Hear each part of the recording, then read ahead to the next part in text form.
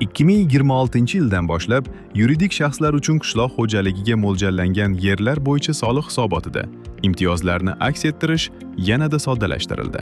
Soliq hisobotida imtiyozlarni to'g'ri aks ettirilishi uchun quyidagilarni bajarishingiz lozim bo'ladi. Dastlab, shaxsiy kabinetingiz orqali my3.soliq.uz interaktiv xizmatlar portaliga o'ting. So'ng, xizmatlar bo'limi orqali yuridik shaxslarning soliq imtiyozlaridan foydalanish bo'yicha murojaat xizmatini tanlang. Murojaat yuborish tugmasini bosing. Shundan so'ng, quyidagi ma'lumotlarni to'ldiring. Normativ huquqiy hujjat turi, soliq turi, normativ huquqiy hujjat raqami. Keyin imtiyozning boshlanish va tugash sanalari hamda telefon raqamingizni kiriting. Kadastr kodi tanlanganda umumiy yer maydoni avtomatik tarzda aks etadi.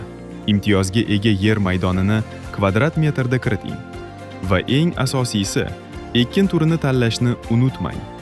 Ekin turlarini tanlashda dastlab yer solig'i hisobotidagi ko'rsatkichlar bilan tanishib chiqishingiz tavsiya qilinadi.